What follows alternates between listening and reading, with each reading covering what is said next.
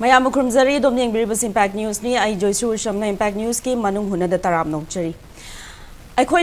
for example, me, Ishana country as a national capital, the Chahi Kun Mamang, the Larik Tam Chatpamatam. Adumatam the thing, Nikiba Kitang emotional or Adumatam the thing, Nikiba racism hybatare. I the Nepali Macha, Chinki, Yam Tintina. Delhi da leba asigi national capital da admaina yamna nungaitaba thok mayam mathinaki aduga handak se ikoi dana khoina Manipur gi crisis manungda crisis ki discussions mayam adum chathana khoina national gi news adum yang pamatamda India gi national capital New Delhi da Arunachal gi mahiroi ahum moi gi mathakta racial oiba dukumba moigi feature looks aduga mari laina slur racism gi aduga incident yam chawna thengnaraki aduga masigi incident se tholakpa matamda Manipur gi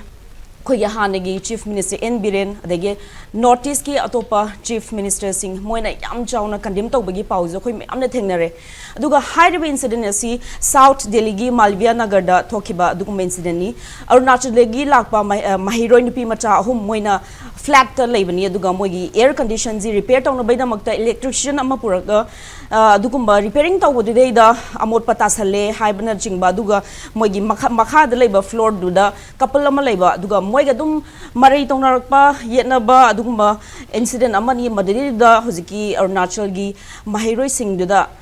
parlor da massage tawba nupi degi notice macha sing di loimak phattabagi type adum yamna Fataba Habatare, Adumba, me amagi dignity da Hantaba, Aduma Wahi Siznaraga, Admina, insult Okiba, Aduma incident, Adu, I am viral Salapadagi, action Yam Tunalokatuna, Huzik Hariba Kapalasi, Police na Fakre, Aduga 14 days judicial custody Thamkre, Aduga Moi case, investigation Zikana Jathari, Aduna Indiagi national capital, Adegi Atopa, metropolitan cities in the Akoi Northeast, Adegi Manipur Mata, Mayama Tabak Toba, Larik Tamba, Mayama Salibani. Ado moida itatatana siguma incidents mayam thingnei adagi one shocking and very sad incident amana Angel Chakma MBA student Deradun dalai tambasi maga mai manau nupa mabani the Chinese chinky and mine hiraga mina racial slur torokpadagi nuaitaba khana chaina bathokpada admaina asopan nangduna mazu amna brutally assaulted and then later Admaina Siki Bagi Duma incident, Yamnoita Bzumlay. Aduna Siakoina, Akanana Puzerba topic asi racism against Northeast, when will it end? Duganga Sigiakogi panel members Nahan Badaki right Maktida Lengshin Biriba, Madam T. Chongsin Koireng, former member MSCW and women rights activist. Madam Busutaram Nokchari. Duga Mayai Thang with the Lengshin Biriba, Ozaning Tokongjam Satyajit, Chief Bureau UNI Ozabutaram Nokchari. And on my extreme right, Lengshin Biriba, Oza Dr. Yumnam Premanda, Associate Professor, Head of Law Department, Manipur University, Oza Busutaram Nokchari. Ngasigi discussion of Dr. Bazia, Oza Ninkakongjam Satyajit Lakjagi, Oza Chahi 20 years ki mamang da isa magna dum swaina thengna kiba same ngasi zu dum mak chathadna dum leiri aduna notice ki miyoi sing notice ki mi sing na khogi lebak sigi damakta laurels miyama purak patar su. For example, the recent Bung film Manipuri Macham na puthokpa film dana BAFTA awards pawa puraga lakle aduga Olympics ta medals mayam purag dana lakpa khogi notice ki adiga khogi culture degi lem vibrant oiba adum international platform da India bu sak takliba border nga iba India gi yam maru oiba khogi notice te ki mioi singda ngasi mak fawa adum racism gi sikuma incident se thokta banate masi adum prolong torg lei basi oza kamaina thamini yan hamba da khogi Arunachal gi thoise yam hojik se baruina hana yam kana pop kana tawresi Arunachal incident su degineba akhoi nupi macha ahum si leibase masi se khoi South Delhi gi Malviya Nagar se da khoi nupi macha ahum se akhoi wari du habe thambi khre ko amu hanjan ja da bida khoi esi semba da upun nu kha tare da sum toba ka se da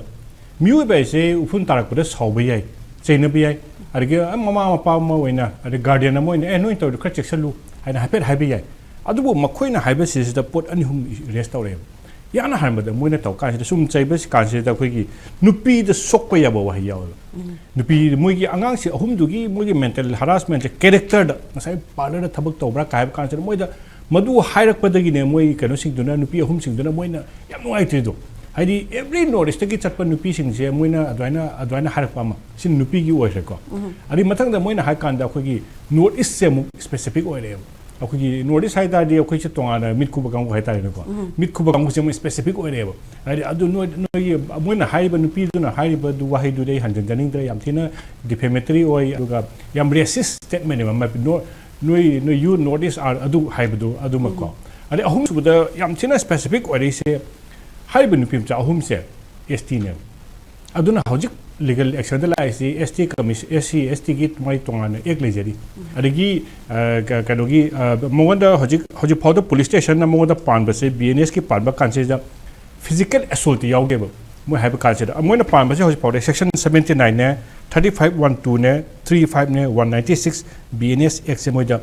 her singer रूबीजेन हाइब मागी नुपी सिगदा तवेब हाइदी apply तवेब अदुगा physical assault यावदे अदुगा फिजिकल असोल्ट यावदे हादना मेंटल असोल्ट सिसु चप माना कांसिदा अखोइना सिसे साना थैदोखरसेब थैदोखर काना कमाइना तौगे काना अखोइगी इंडिया सिदा मसिगी इंपैक्ट से हानदगी लेब्रा लेक्तब्रा हाइसाफे नाइ मतमदा इंडिया दिगे चखुतपदि यूनाइटेड स्टेट्स ने इंग्लैंड याम चखलेब अदगी साउथ अफ्रीका की एंटी अपार्थाइड मूवमेंट अखोइ निसंगिको सुमाने सुम निसंग कांदा इंडिया की कॉन्स्टिट्यूशन हेक इबदा इबीरिबा अखोइगी फाउंडिंग फादर मैम से मसेज इंडिया दली गसागी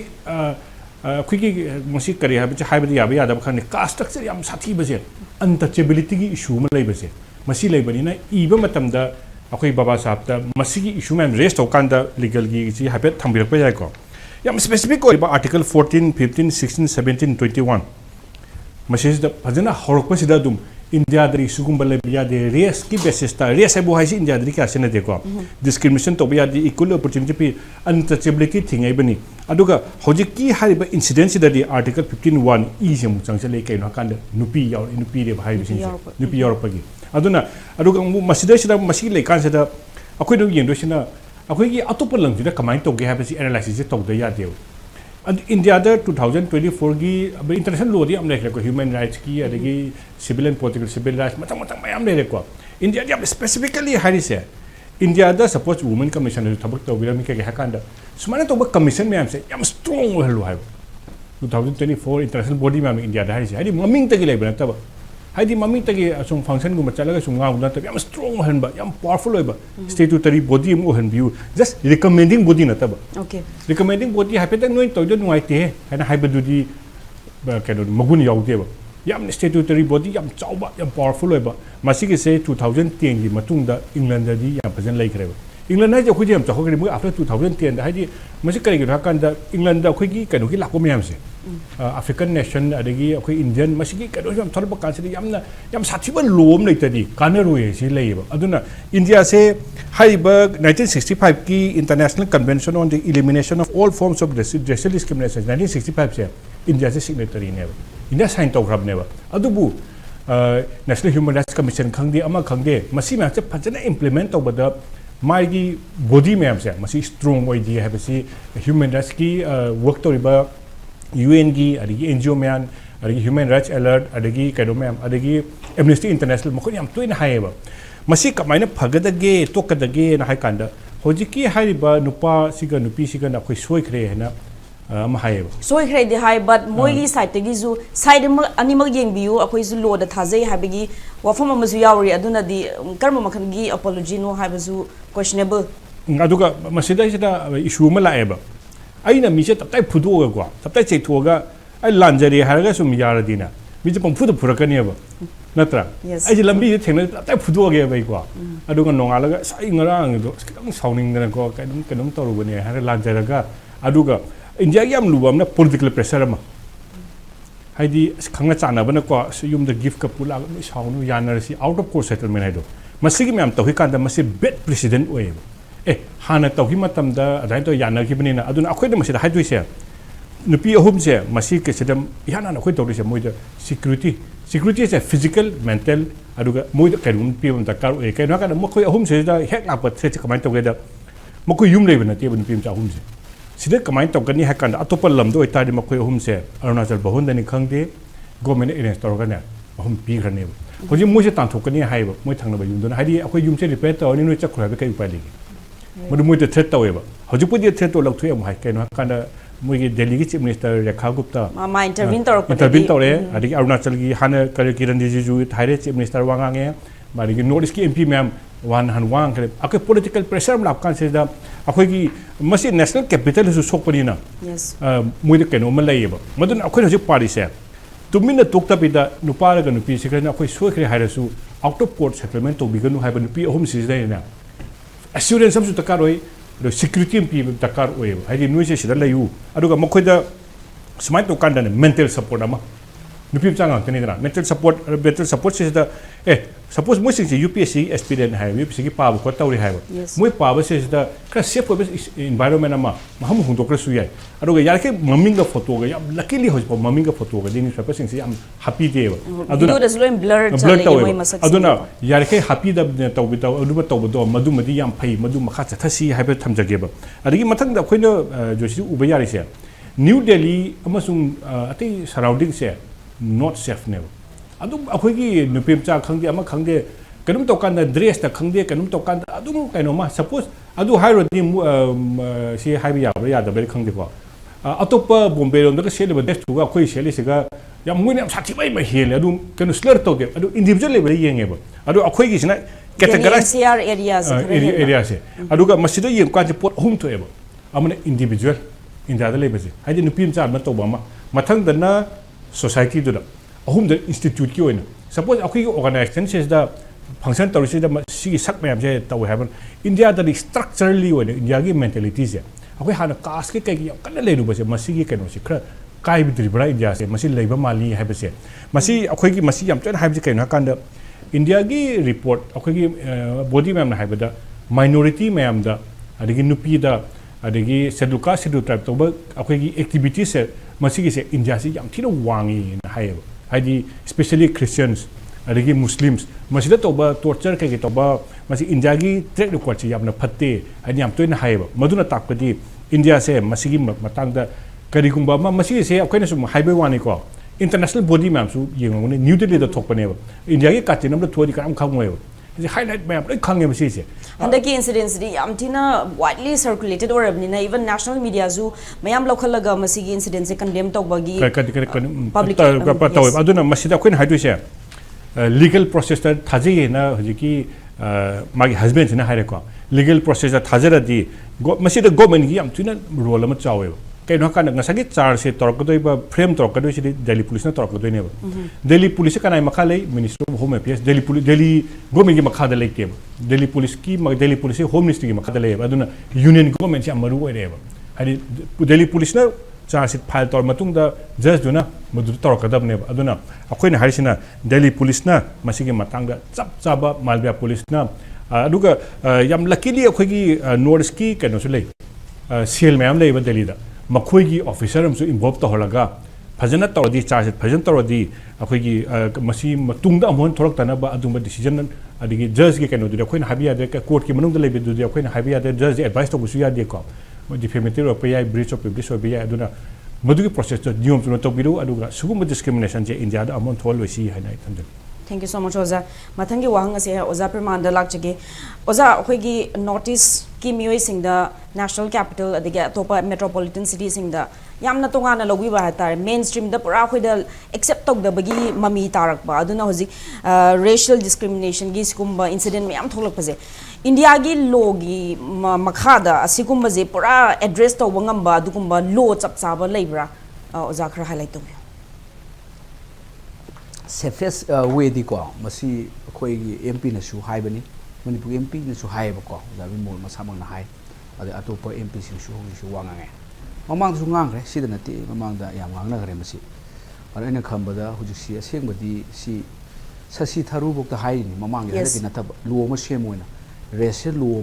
hai ga di ek ni ko India da di ek ama sem sin amaina hai ba po ne ba ko adum da sangthil lak na chung da khali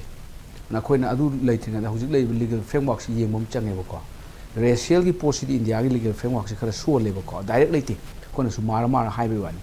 कायदे हौगद गाय का constitution दि हौरनी मरुना article 14 19 21 अदगी 17 अदि 15 23 सी मयाम सी racial का खगा मई लेनबन अदुगा race है post अमत पन India दा policy only article 15 ji panne bako 15 jina leisina prohibition of discrimination on the ground of religion race ade ma haji caste sex or place of birth haji akoi direct related ji place of birth akoi si north ta pu bagi isorna sa phagmagu mani ni akoi su matamam da maharashtra like ta mai ni mumbai da kai koi satan pune ga se khoi yum tang khai oi ni bako adu ga su dum masi thengni moi ga punna chamin bi phawa khoi ngak ta satlaga di dum आयु नेपाली सी compulsory हाय अदुम तार दो नेपाली रा high jump यम derogatory Chinki momo से मोमो हायरकनी दि कइनो कइनो नुपी ngang सिंग मोमो मुनिन तादना याय मखो के ताप ता पाइबे याबा खoi नुपी एवरीथिंग इज ग्रांटेड के टाइप तम तो सिद तोइने दो अनु सिदी वेरी क्लियर नि मपुंग खुदि मक्तनी अगो नेशनल कैपिटल खoi दिल्ली से न मुखेले पोसे अनु सिगी पोसे वेरी क्लियर वे मसी वायोलेशन आर्टिकल 15 नि prohibition of discrimination on ground of खoi place of birth religion race cause sex place of birth is place of birth no is po gi masi khoi di saksu manada ba khoi sona khoi si mongoloid feature haidana mai ga si skin ga si nan ba aseng badi akhoi na ai samang yawi khatna ge taw dagi aina llm taw ne da master law tami ba tami matam da ne ba ko khoi khatna ge taw dagi aina sarok tuna khoi si law tambi wa ni ai gi background di biology ne biology di ahing ba life science haido life science taw pari na khatna da na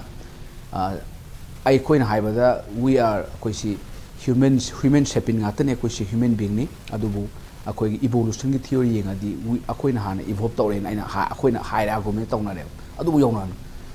noi de koi na hana mi we bi sa hali ba haigale be na noi di matu yam chomi na mayang sin matu yam chome ba aduna argument da ri so wa je biology ko akoi di matu yawak tra bane ba koi si koi skin da koi gi tu se yawak tra bane si ka koi gi sai evolution ki stage da koi sa ayora bane ba ko asingmadi naton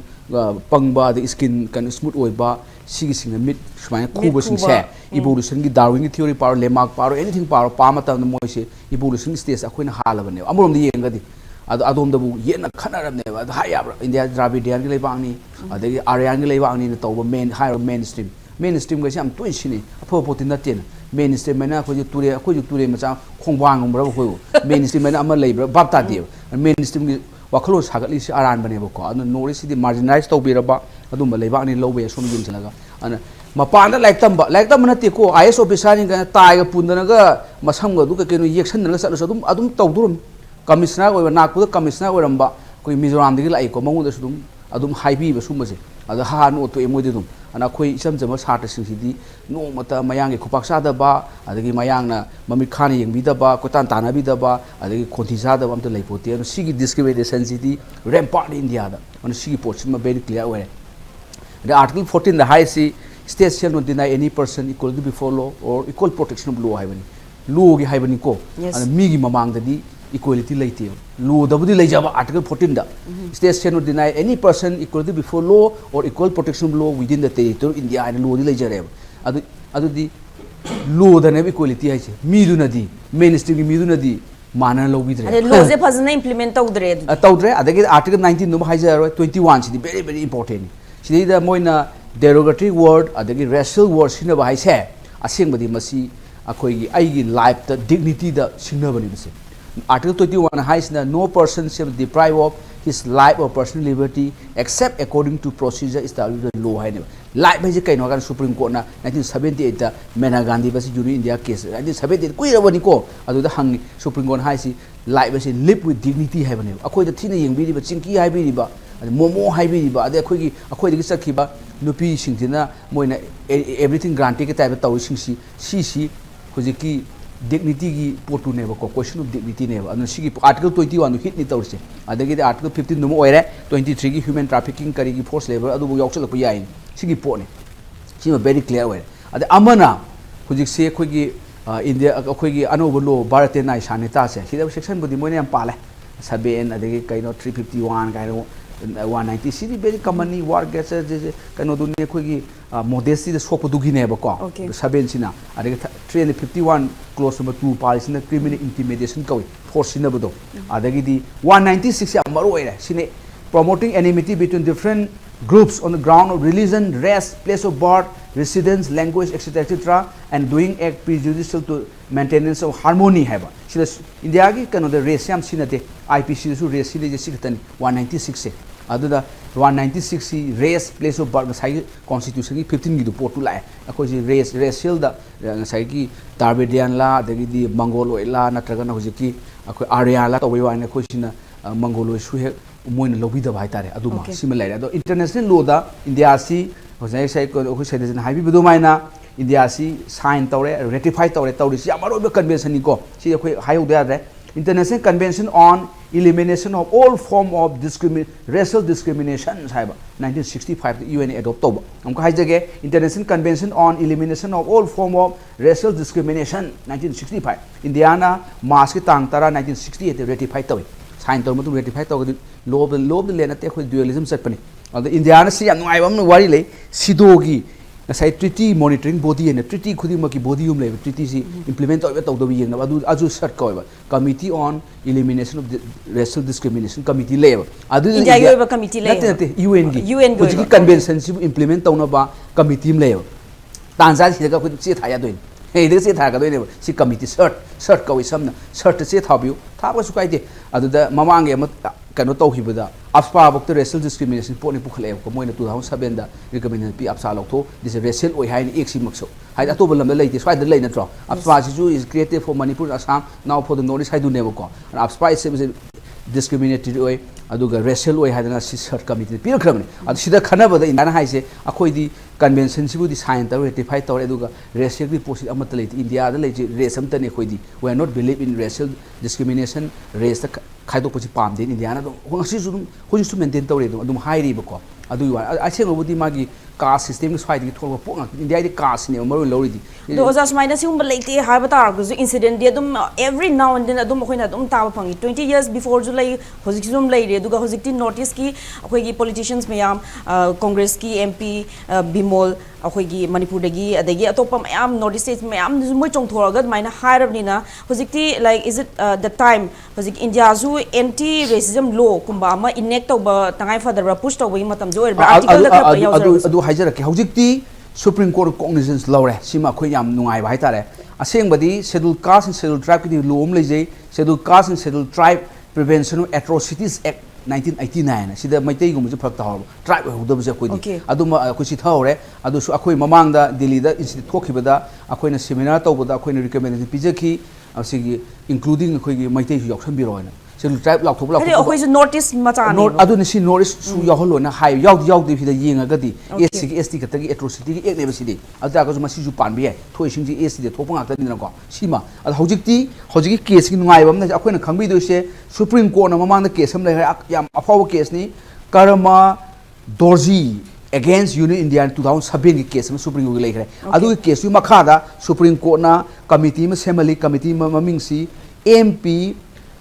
best barua committee ko IS officer ni man committee ma seme supreme court article 32 makha da piraga racial discrimination tawri kholi ba se sigi yengjal loidna si committee report pi grabani aduna mp best barua committee ekhuna thidu si 3A ta haiba du maina us committee ki recommendation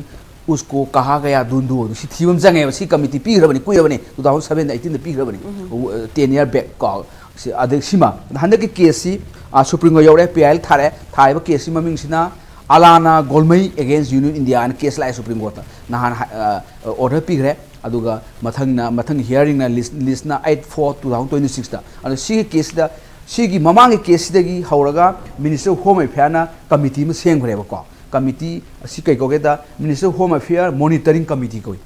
अदु मखादने दिल्ली दा cell Sairang police station दा हांगल इसे nourish की तौ खंदे ground तौबदी खंदे हांगदे हांग अदुगा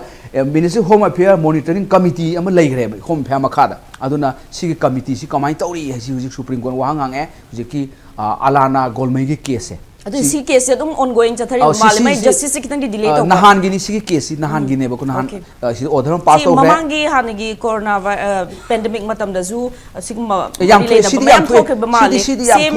advocate na adu supreme court no hai se si am phaja ne nung munung si I still believe in the supreme court thaja jari supreme court na hai se mi duna complaint to na taba social media da bu newspaper natraga WhatsApp ta Facebook ta kaida racial discrimination against the North state tawre haiba taga madu cognizance lawdabani hairi ba ko sidi khatang aina complaint tawbu nataba WhatsApp ta adagi Instagram da X ta kaida phonglak pudo adu su cognizance lawgadabani si committee sin sathagadabani adu committee ni hauji way and the measures the comai tawdana masi racial discrimination curb tawgadage haiba si recommend taw piro adu India government India na madu kadobi thaba una tawroi doino hairi ba ko adu si su yam phai welcome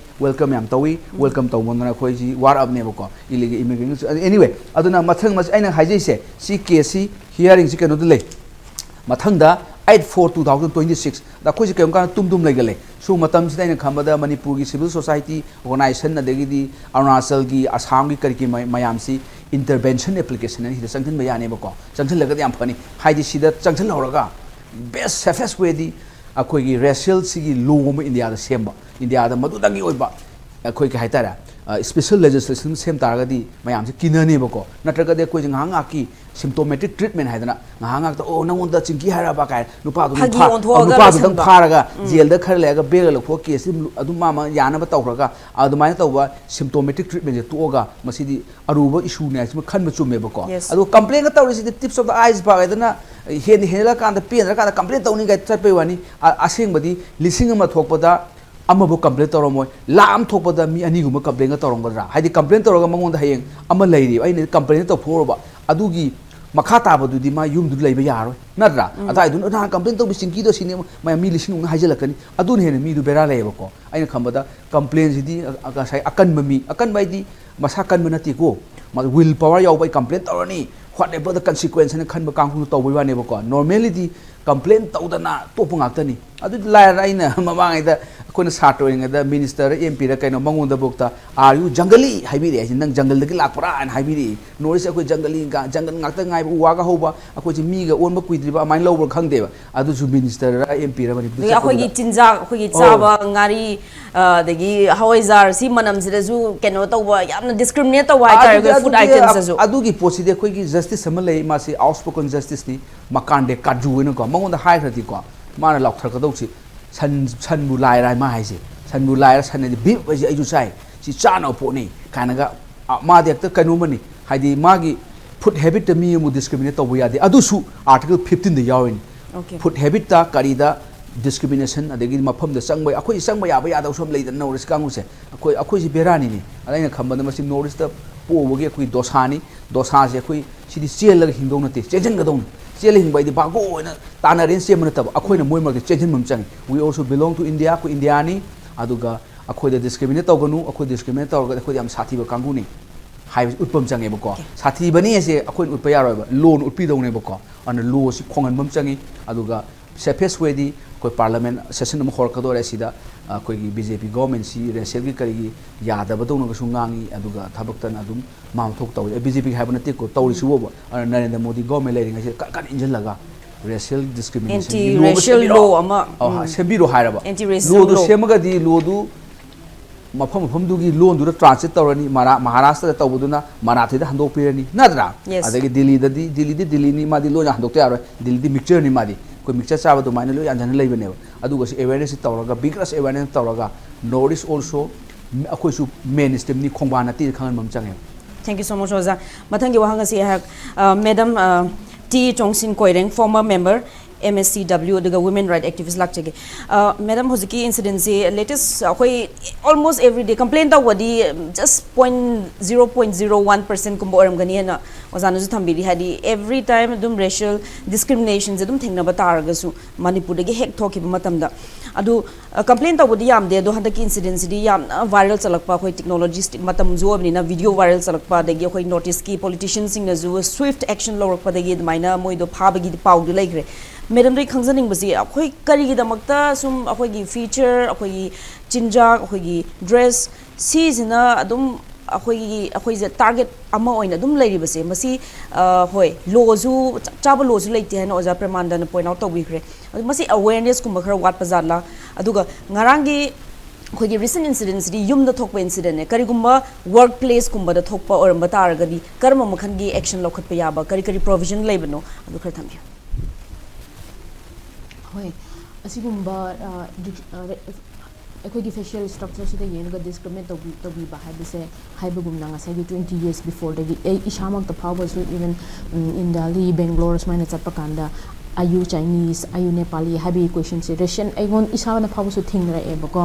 ꯍꯣꯏ ꯑꯗꯨꯃꯥꯏꯅ ꯑꯗꯨꯝ ꯊꯦꯡꯅꯔꯛꯑꯦ ꯑꯗꯨꯒ ꯑꯁꯤꯒꯨꯝꯕꯁꯦ ꯑꯩꯅ ꯈꯟꯕꯗ complain ꯌꯥꯝ ꯂꯥꯛꯇꯕꯁꯦ ꯀꯔꯤꯒꯤꯅꯣ ꯍꯥꯏꯔꯒꯗꯤ ꯉꯁꯥꯏꯒꯤ ꯑꯩꯈꯣꯏꯁꯦ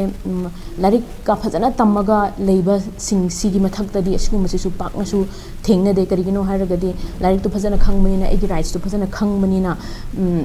ꯍꯣꯔꯦꯟ ꯀꯝꯄ꯭ꯂꯦꯟ ꯇꯧꯕꯗꯨꯁꯨ ꯉꯁꯥꯏ ꯍꯥꯏꯕꯒꯨꯝꯅ ꯋꯤꯜ ꯄꯥꯋꯔꯗꯨ ꯈꯪꯉꯒꯗꯤ ꯑꯩꯁꯦ ꯑꯩ ꯋꯦꯜ ꯏꯟꯐꯣꯔꯝ ꯑꯣꯏꯕ ꯇꯥꯔꯒꯗꯤ ꯑꯩꯉꯣꯟꯗ ꯅꯣꯂꯦꯖꯇꯨ ꯂꯩꯔꯒꯗꯤ ꯑꯥꯏ ꯍꯦꯞ ꯄꯥꯋꯔꯗꯨ But ꯂꯩꯌꯦꯗꯅꯀꯣ sometimes ꯑꯩꯈꯣꯏ well educated ꯑꯣꯏꯔꯁꯨ ꯍꯧꯖꯤꯛꯀꯤ ꯅꯨꯄꯤ ꯃꯆꯥꯁꯤꯡꯗꯤ ꯃꯣꯏꯗꯤ ꯂꯥꯏꯔꯤꯛ ꯇꯝꯕ ꯂꯥꯏꯔꯤꯛ ꯍꯩꯇꯕ ꯃꯤꯗꯤ ꯅꯠꯇꯦ ꯑꯗꯨ ꯑꯣꯏꯇꯥꯔꯁꯨ ꯑꯗꯨꯝ ꯂꯥꯏꯔꯤꯛ ꯍꯩꯕ ꯃꯤꯗꯁꯨ ꯑꯗꯨꯝ ꯊꯦꯡꯅꯗꯕꯗꯤ ꯅꯠꯇꯦ ꯍꯣꯏ ꯑꯗꯨ ꯑꯩꯅ ꯂꯥꯛꯆꯅꯤꯡꯕꯗꯤ ꯍꯥꯏꯕꯗꯤ ꯑꯩꯅꯁꯨ ꯂꯥꯏꯔꯤꯛ ꯍꯩꯔꯒꯁꯨ ꯑꯗꯨꯒꯨꯝꯕꯗꯨꯁꯨ ꯊꯦꯡꯅꯗꯦ ꯍꯥꯏꯕꯃꯛꯄꯨꯗꯤ ꯅꯠꯇꯦ ꯑꯗꯨ ꯑꯣꯏꯔꯁꯨ ꯑꯗꯨꯒꯨꯝꯕ ꯊꯦꯡꯅꯕ ꯃꯇꯝꯗ ꯑꯁ ꯃꯣꯏꯅ ꯍꯥꯏꯕꯗꯤ ꯑꯩꯉꯣꯟꯗꯁꯨ ꯅꯪ ꯆꯥꯏꯅꯤꯁꯔ ꯅꯦꯄꯥꯂꯤꯔꯒꯨꯝꯕ ꯍꯥꯏꯔꯛꯄ ꯀꯥꯟꯗ ꯑꯩꯗꯤ ꯅꯠꯇꯦꯒꯨꯝꯕ ꯍꯥꯏꯔꯒ ꯑꯦꯛꯁꯄ꯭ꯂꯦꯟ ꯇꯧꯊꯣꯛꯑꯒ ꯑꯩ ꯇꯨꯃꯤꯟꯅ ꯂꯩꯊꯣꯛꯑꯦꯗꯅꯀꯣ ꯍꯥꯏꯕꯗꯤ ꯀꯥ ꯍꯦꯟꯅ ꯑꯗꯨ ꯀꯣꯏꯁꯟꯗꯒꯤ ꯍꯦꯟꯅ ꯂꯥꯛꯄ ꯅꯠꯇꯕꯅꯤꯅ ꯑꯗꯨꯃꯥꯏꯅ ꯈꯪꯉꯒꯁꯨ ꯈꯪꯅ ꯑꯩꯉꯣꯟꯗ ꯌꯥꯝ ꯀꯟꯅ ꯀꯩꯅꯣ ꯇꯧꯕ ꯅꯠꯇꯕꯅꯤꯅ ꯍꯥꯏꯅ ꯇꯨꯃꯤꯟ ꯂꯩꯁꯟꯕ ꯑꯃ ꯑꯗꯨꯒ ꯑꯇꯩꯁꯤꯅ ꯑꯌꯥꯝꯕ ꯇꯧꯔꯤꯁꯤꯅ ꯀꯔꯤꯒꯤꯅꯣ ꯍꯥꯏꯔꯒꯗꯤ ꯑꯩꯈꯣꯏꯁꯦ ꯀꯔꯤ ꯍꯥꯏꯅꯤ ꯂꯥꯏꯔꯤꯛ ꯍꯩꯔꯒꯁꯨ ꯃꯤꯁꯤꯡꯁꯦ ꯑꯩꯒꯤ ꯔꯥꯏꯠꯁ ꯀꯔꯤꯅೋ ꯑꯩꯒꯤ ꯂꯣꯅ ꯀꯔꯤ ꯄ꯭ꯔꯣꯇꯦꯛꯁꯟ ꯄꯤꯕꯅꯣ ꯍꯥꯏꯕꯁꯤ ꯈꯪꯗꯕ ꯃꯌꯥꯝ ꯑꯃ ꯂꯩ ꯍꯥꯏꯕꯀꯣ ꯍꯥꯏꯕꯗꯤ ꯑꯁꯤꯒꯤ ꯔꯦꯁꯤꯌꯦꯜ ꯗꯤꯁꯀ꯭ꯔꯤꯃꯤꯅꯦꯁꯟ ꯈꯛꯇꯪꯒꯤ ꯋꯥ ꯅꯠꯇꯕꯤꯗ ꯅꯨꯄꯤꯉꯣꯟꯗ ꯗꯣꯃꯦꯁꯇꯤꯛ ꯚꯥꯏꯂꯦꯟꯁꯀꯨꯝꯕ ꯐꯦꯁ ꯇꯧꯕꯁꯦ ꯑꯗꯨꯝ ꯑꯩꯈꯣꯏ ꯀꯃꯤꯁꯟꯗꯒꯁꯤ ꯀꯦꯁꯀ ꯂꯥꯛꯄꯁꯦ ꯂꯥꯁꯇ ꯃꯥꯅ ꯋꯥꯃꯟꯕ ꯀꯥꯟꯗ ꯀꯔꯤ ꯂꯩꯕꯅꯣ ꯑꯩ ꯀꯃꯥꯏꯅ ꯁꯤꯗꯒꯤ ꯊꯣꯛꯀꯗꯕꯅꯣ ꯍꯥꯏꯔꯒ ꯂꯥꯛꯄ ꯃꯌꯥꯝ ꯑꯃ ꯌꯥꯎꯋꯦꯕ ꯂꯥꯁ ꯑꯣꯞꯁꯟ ꯑꯣꯏꯅ ꯑꯗꯨꯃꯥꯏꯅ ꯂꯥꯁ ꯑꯣꯞꯁꯟꯗ ꯂꯥꯛꯄꯁꯦ ꯍꯣꯏ ꯂꯥꯏꯔꯤꯛ ꯂꯥꯏꯁꯨ ꯍꯩꯇꯕꯒꯤ ꯑꯦꯋꯦꯌꯔ ꯑꯣꯏꯗꯕꯒꯤ ꯂꯥꯛꯇꯕꯗꯨꯅꯗꯤ ꯍꯣꯏ ꯑꯃ ꯑꯣꯏꯔꯦ ꯑꯗꯨꯕꯨ ꯂꯥꯏꯔꯤꯛꯁꯨ ꯍꯩꯕ ꯏꯚꯟ ꯃꯁꯥꯁꯦ ꯗꯣꯛꯇꯔ PG ꯇꯝꯕ ꯐꯥꯎꯕ ꯅꯠꯇ꯭ꯔꯒ ꯋꯦꯜ ꯏꯖꯨꯀꯦꯇꯦꯠ ꯑꯣꯏꯔꯒ ꯊꯕꯛ ꯐꯖꯅ ꯇꯧꯕ ꯃꯤ ꯐꯥꯎꯕꯗꯁꯨ ꯑꯁꯤꯒꯨꯝꯕꯁꯦ ꯂꯥꯁ ꯃꯣꯃꯦꯟꯇ ꯉꯁꯥꯏꯒꯤ ꯂꯣꯒꯤ ꯅꯣꯂꯦꯖꯇꯨ ꯂꯥꯏꯔꯤꯛ ꯍꯩꯕ ꯅꯠꯇ꯭ꯔꯒ ꯐꯖꯅ ꯃꯥꯒꯤ ꯄ꯭ꯔꯣꯐꯦꯁꯅꯦꯜ ꯑꯦꯛꯇꯤꯚꯤꯇꯤ ꯄꯔꯐꯣꯔꯝ ꯇꯧꯕꯗꯨꯅ ꯑꯃ ꯑꯣꯏꯔꯒ ꯉꯁꯥꯏꯒꯤ ꯂꯣꯅ ꯀꯔꯤ ꯄ꯭ꯔꯣꯚꯤꯖꯟ ꯄꯤꯕꯅꯣ ꯍꯥꯏꯕꯒꯤ ꯑꯋꯦꯔ ꯑꯣꯏꯗꯕ ꯈꯪꯗꯕ ꯑꯁꯤꯒꯨꯝꯕ ꯑꯃꯁꯨ ꯌꯥꯎꯔꯤ ꯍꯥꯏꯕꯀꯣ ꯑꯗꯨꯅ ꯑꯗꯨꯒꯨꯝꯕꯗꯨ ꯈꯪꯗꯕꯅꯤꯅ ꯑꯣꯖꯥꯅꯁꯨ ꯍꯥꯏꯕꯒꯨꯝꯅ ꯑꯩ ꯑꯗꯨ ꯀꯝꯄ꯭ꯂꯦꯟ ꯇꯧꯔꯨꯔꯒꯗꯤ ꯑꯩꯉꯣꯟꯗ ꯀꯔꯤ ꯔꯤꯌꯦꯛꯁꯟ ꯂꯥꯛꯀꯗꯕꯅꯣ ꯍꯥꯏꯕꯒꯤ ꯀꯤꯕꯒꯤ ꯑꯃ ꯑꯁꯤꯒꯨꯝꯕꯁꯤꯅ ꯃꯔꯝ ꯑꯣꯏꯔꯒ ꯚꯣꯏꯁ ꯌꯥꯝ ꯂꯥꯛꯇꯕꯁꯦ ꯑꯁꯤꯅꯁꯨ ꯑꯁꯤꯒꯨꯝꯕꯒꯤ ꯀꯩꯅꯣꯁꯦ ꯏꯟꯁꯤꯗꯦꯟꯁꯦ ꯍꯦꯟꯍꯜꯂꯦ ꯍꯥꯏꯕꯁꯦ ꯍꯥꯏꯅꯤꯡꯉꯤ ꯑꯗꯨꯒ ꯍꯣꯏ ꯍꯟꯗꯛꯀꯤ ꯏꯟꯁꯤꯗꯦꯟꯁꯤꯅꯗꯤ ꯌꯨꯝꯗ ꯊꯣꯛꯄ ꯑꯣꯏꯔꯕꯅꯤꯅ ꯀꯩꯅꯣ ꯋꯥꯔꯛ ꯄ꯭ꯂꯦꯁꯅꯗꯤ ꯆꯤꯡꯉꯔꯣꯏ ꯑꯗꯨꯕꯨ ꯀꯔꯤꯒꯨꯝꯕ ꯑꯩꯅ ꯊꯕꯛ ꯁꯨꯕ ꯃꯐꯝꯗ ꯑꯩꯒꯤ ꯋꯥꯔꯛ ꯄ꯭ꯂꯦꯁ ꯇꯧꯕꯗ ꯑꯦꯅꯤ ꯀꯥꯏꯟ ꯑꯣꯐ ꯋꯥꯔꯛ ꯍꯥꯏꯕꯗꯤ ꯍꯣꯏ ꯒꯚꯔꯟꯃꯦꯟꯠꯒꯤꯕꯨ ꯑꯣꯏꯔꯁꯨ ꯅꯠꯇ꯭ꯔꯒ ꯑꯇꯩ ꯀꯝꯄꯅꯤꯒꯤ ꯑꯃꯒꯤꯕꯨ ꯑꯣꯏꯔꯒꯁꯨ ꯋꯥꯔꯛ ꯄ꯭ꯂꯦꯁꯇꯨꯗ ꯊꯣꯛꯄ ꯑꯣꯏꯔꯒꯗꯤ ꯃꯐꯝ ꯑꯗꯨꯒꯤ ꯃꯈꯣꯏꯒꯤ ꯏꯟꯇꯔꯅꯦꯜ ꯀꯝꯄ꯭ꯂꯦꯟ ꯀꯃꯤꯇꯤ ꯍꯥꯏꯅ ꯂꯩꯔꯝꯒꯅꯤ ꯑꯗꯨꯗ ꯀꯝꯄ꯭ꯂꯦꯟ ꯇꯧꯒꯅꯤ ꯑꯗꯨꯗ ꯀꯔꯤꯒꯨꯝꯕ ꯏꯟꯇꯔꯅꯦꯜ ꯀꯝꯄ꯭ꯂꯦꯟ ꯀꯃꯤꯇꯤꯗꯨꯅ ꯑꯩꯒꯤ ꯀꯦꯁꯇꯨ ꯂꯧꯈꯠꯄꯤꯔꯛꯇ꯭ꯔꯦ ꯍꯥꯏꯕ ꯇꯥꯔꯒꯗꯤ ꯏꯟꯗꯁꯇ꯭ꯔꯤꯌꯦꯜ ꯑꯩ ꯌꯥꯝ ꯀꯟꯅꯗꯤ ꯑꯦꯋꯦꯌꯔ ꯑꯣꯏꯗ꯭ꯔꯦ ꯑꯩ ꯏꯁꯥ ꯐꯥꯎꯕꯁꯨ ꯃꯣꯏ ꯏꯟꯗꯁꯇ꯭ꯔꯤꯌꯦꯜꯒꯤ ꯑꯄꯨꯟꯕꯒꯤ ꯑꯣꯏꯕ ꯑꯗꯨꯒꯨꯝꯕ ꯀꯝꯄ꯭ꯂꯦꯟ ꯇꯧꯕ ꯃꯐꯝ ꯑꯃ ꯂꯩꯒꯅꯤ ꯑꯗꯨꯅꯁꯨ ꯑꯃꯨꯛꯀ ꯂꯧꯈꯠꯄꯤꯗ꯭ꯔꯦ ꯍꯥꯏꯔꯒꯗꯤ ꯏꯚꯟ ꯃꯁꯥꯅ like high court or any ꯀꯣꯔꯠꯇ ꯆꯠꯂꯒ ꯑꯗꯨꯒꯤꯗꯨꯃ ꯀꯝꯄ꯭ꯂꯦꯟ ꯇꯧꯕ ꯌꯥꯏ ꯑꯗꯒꯤ madam sexual harassment at workplace 2013 ꯍꯥꯏꯕꯁꯤꯒꯤ ꯃꯈꯥꯗ ꯑꯗꯣ ꯍꯧꯖꯤꯛꯀꯤ ꯍꯥꯏꯔꯤꯕ ꯗꯦꯜꯂꯤꯒꯤ ꯏꯟꯁꯤꯗꯦꯟꯁꯤ ꯃꯁꯤꯗꯤ ꯔꯦꯁꯤꯖꯝ ꯏꯟꯁꯤꯗꯦꯟ ꯍꯥꯏꯔꯦ ꯂꯥꯏꯛ ꯏꯠꯁ ꯁꯦꯛꯁꯨꯋꯦꯜ ꯍꯦꯔꯥꯁꯃꯦꯟ ꯍꯥꯏꯗꯤ ꯍꯥꯏꯗꯦ ꯑꯗꯣ ꯅꯨꯄꯤꯗꯨꯒꯤ ꯃꯥꯒꯤ ꯗꯤꯒꯅꯤꯇꯤꯗ ꯍꯟꯊꯕ ꯌꯥꯕ ꯁꯦꯛꯁꯨꯋꯦꯜ ꯒ ꯃꯔꯤ ꯂꯩꯅꯕ ꯀꯃꯦꯟꯁ ꯃꯌꯥꯝ ꯑꯟꯋꯥꯟꯇꯦꯗ ꯀꯃꯦꯟꯁ ꯃꯌꯥꯝꯗꯤ ꯄꯥꯁ ꯇꯧꯕꯀꯣ ꯑꯗꯨꯅ ꯁ꯭ꯋꯥꯏꯁꯨ ꯈꯤꯇꯪ ꯑꯗꯣ ꯍꯧꯖꯤꯛꯀꯤ ꯁꯦꯛꯁꯨꯋꯦꯜ ꯍꯔꯥꯁꯃꯦꯟ ꯑꯦꯛ ꯋꯥꯔꯛ ꯄ꯭ꯂꯦꯁ 2013 ꯄ꯭ꯔꯣꯚꯤꯖꯟ ꯄ꯭ꯔꯤꯚꯦꯟꯁꯟ ꯑꯗꯨꯒ protection prohibition and redressal act haibnebako adu sigi makhasida lakpase directly physically magi assault oba khatang natabida sexual assault oba khatang natabida even sexual color remarks hayeba adodi hujikido nupaduna nupiduda haibadu ma direct kaino tawdragasu khutmakna soktragasu magi wahaiduna di color sexual color remarks mayam amadi yawreba adunasu okay aduga se se nupa khaktang na nupi du da tawraga nupa du khaktang accuse oigini haiba leite adu workplace da nupi masen oiraga su egi ngasai gi emotional aduga psychology da natraga egi hojiki sexual remarks yauba wahi wata nupi du na nupi oiraga su aina su adugi accuse oiba yabagi adugumba leye habako habdi hojiki harassment je nupa na nupi khatang taba nupi and nupi su leyeba okay nupi will be the always victim sidi nupi na always ti oirani adubu ngasai gi perpetrator haigira accuse haigira adudi nupi na su oiba yai aduga nupa na su oiba yai hojiki when comes to sexual harassment at workplace ki kaino sida am na se kitang confused ba hojiki workplace ki sexual harassment sida is that why nupi na khatang victim oiba je kai nupa di victim oiba incident later habidi sidi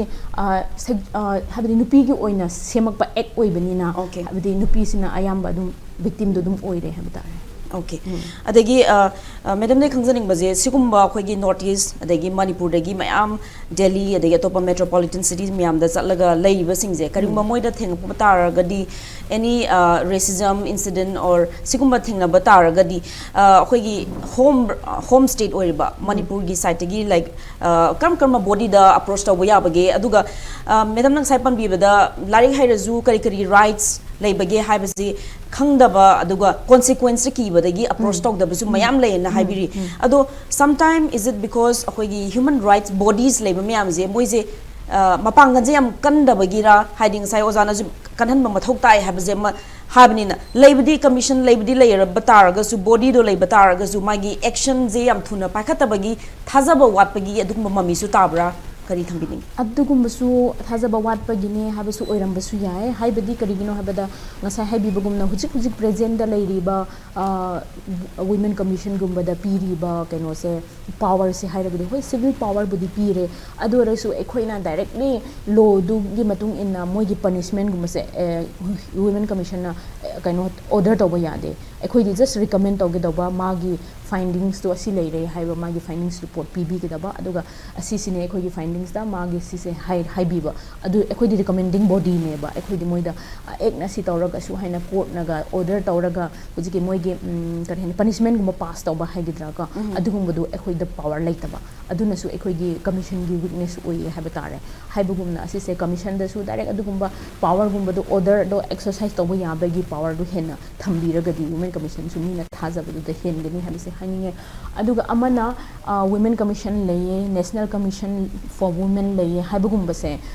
mi singsina kya khangba wari asina su oibani habise ai haninge aduga khoi manipur gi crisis manung reiza hojik employment opportunities walakpadagi mayam displaced or mapalam da thabak thibagi chapsu mayam lei aduna sugum nupi macha sing reiza moina any incident noi taba thengna matamda manipur gi hoi mscw kumbada approach tor payabra aduga recommending body khatang dane haiba targa su mai power je kai fawbule my influence je kadai fawbule bage si ju kathambi ham hoi commission de su mokhoi na approach tor payai aduga ayam mi mayam na khangdabagi oiramgani haibidi aidi mapanda leire wari bu hujik aina thabak tawribadi delhi dane delhi da oiragadi aidi manipur da leiba nate ai manipur da leitabani na akari sa manipur da ai si complaint tawgani haibigi asugumba se aware oidaba se asugumba na su oiramgani haina khalle aduga manipur da leitraga su incident do kaino gumba delhi gumba da natraga any other state ta thukpa oiraga su makoina manipur da dum ekhoi da complaint torok ko yai aduga manipur da gi amuka mafam du da ekhoi na wari bo haryana da thokpani haragadi manipur commission women commission amuka haryana commission da ekhoi na forward to bigni noi ekhoi di lakpa yadabni na noi na sigi incident du nang khara yengshin biyo haiba ekhoi na haigini aduga national commission leiri bini na national commission da ekhoi na adumai na che si iraga aduga concerned state aduga national commission ani na sumai na ahum sina coordinate tawraga adugi complaint mayam aduga aduguma yengshin badu khotpagi monitor tawbagi thabak to ekhoi na dum taw yai adubu mostly mapan da thoe haraga akoi da sumaina complaint lakpa habisi pak nadi lakte like hardly ama ani gumba lai Karigumba lakpa taragadi, yung swift action di lokhatkani Impact TV ki program sing asi live amadi recorded YouTube ta yengbi gi haiba taragadi YouTube ta hana changba ki mahuta GPay da hana changbiro GPay gi search bar da Play Store type tawbiro masida Play Store resource code asida type tawbiro masigi makhada buy haina option legani masida changbiro aduga lupa yankhai ga mapan type tawbiro aduga okay tawbiro tik aduda nambiraga pay 59 rupees ta nambiro adugi mathangda confirm purchase nambiro adugi matungda GPay gi password hapiro okay nambiro aduga ngai hak ngai biro Play Store resource code ki makhada use code haina button ama tholakani masida nambiro aduga account confirmed successfully redeem tholaklagani masida GPay gi mathau loire YouTube ta amuk lakpiro YouTube ta changlaga Impact TV type tawbiro Impact TV ki video da number ki mahuta logo da hana nambiyu aduga join button da nambiro Impact Silver gi join da amuk nambiro masigi matungda GPay da thakiba paisa adu sida tholaklagani Google Pay balance rupees 59 haina makhada subscribe button adu nambiro aduga Gmail gi password adu masida nambiro aduga verified nambiro madugi matungda yes always nambiro aduga okay tawbiro no thanks nambiro aduga Impact TV welcome message tholaklagani C+ da nambiro masidagi Impact TV ki program sing live amadi recorded sing adu miyamna yengba phangbiragani